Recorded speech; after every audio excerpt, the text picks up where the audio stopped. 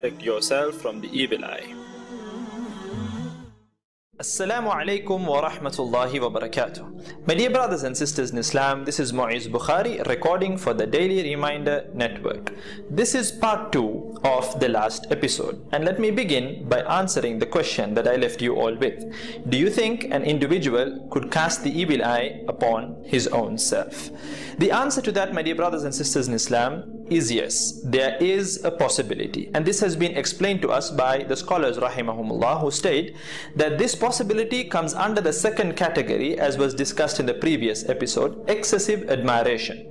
Just as how you cannot look at your own children and harbor feelings of jealousy towards them. In general, it's admiration. When you start admiring your children excessively, it can result in the evil eye being cast upon them. Likewise, when an individual goes in front of the mirror and looks at his or her reflection, it's impossible for that individual to harbor feelings of jealousy towards himself. So basically, it is excessive admiration. When an individual goes in front of the mirror and starts admiring himself or herself, it can result in the evil eye being cast upon that individual by that individual himself. May Allah subhanahu wa ta'ala save us all. Let me give you a real life incident that took place. There was a caliph, a young caliph by the name Sulaiman ibn Abdul Malik. He was a young, handsome caliph. One day he goes to the mirror, and this has been narrated by people who were around him, and this is mentioned in the books of history. He looks at the mirror and he starts to admire himself. He says, wow, what a dashing young boy, along the lines of these words. How young you are, how handsome you are, and you are the caliph, you are so powerful. He starts admiring himself. The people who were around him state that it was not even a month. A month did not pass by after him uttering such statements that he suddenly and very mysteriously passed away. Allahu Akbar. There is another incident. It doesn't talk about self-admiration, but then again about excessive admiration in terms of children. Urwa ibn Zubayr rahimahullah, once he dresses up his child, his young boy, he dresses him up very well, and he takes him, the young child, he takes him to the house of the caliph at that time, who was Walid ibn Abdul Malik. He takes him to his house, and the minute the caliph saw the boy, he admires the boy and he says, beautiful clothes you're wearing, you have, dressed the child so beautifully, you're wearing such beautiful clothes. And afterwards, a few minutes pass by, and they all go to the stables to have a look at the horses. The child was by one particular horse, when suddenly, for no reason at all, there was this horse which reared up all of a sudden, kicking the boy, resulting in that boy's neck snapping into two and the boy falling dead on the spot. Allahu Akbar.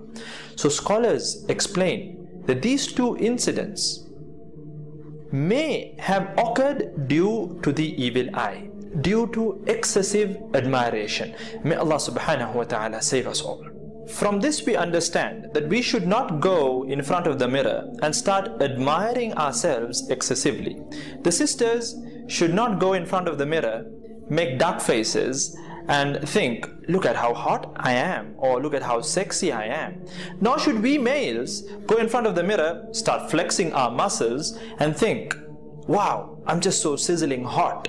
Because number one, this results in a superiority complex, which is not good. And number two, it may result in the possibility of the evil eye being cast by ourselves upon ourselves. May Allah subhanahu wa ta'ala protect us all. Ameen. Now let me mention an action item or two in the form of a dua that can be read to protect ourselves from the evil eye of others.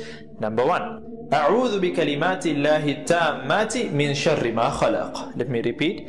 أعوذ بكلمات الله التامات من شر ما خلق. As for the meaning, I seek refuge in the perfect words of Allah subhanahu wa ta'ala from the evil of that which He has created. Number two, أعوذ بكلمات الله التامة من غضبه وعقابه ومن شر عباده ومن همزات الشياطين وأن يحضرون. Let me repeat.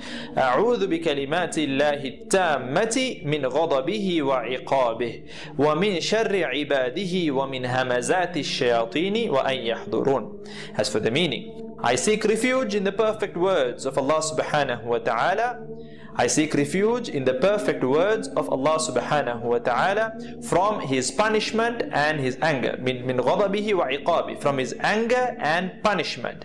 And from the evil of His slaves, from the evil promptings of the devils, and from their presence. May Allah subhanahu wa ta'ala protect us all from all kinds of evil. Ameen. Please don't forget to share this video around as much as possible to inspire an amazing Sunnah revival. I look forward to seeing you all the next week, insha'Allah ta'ala. Jazakumullah khair. Wassalamu alaikum wa rahmatullahi wa barakatuh.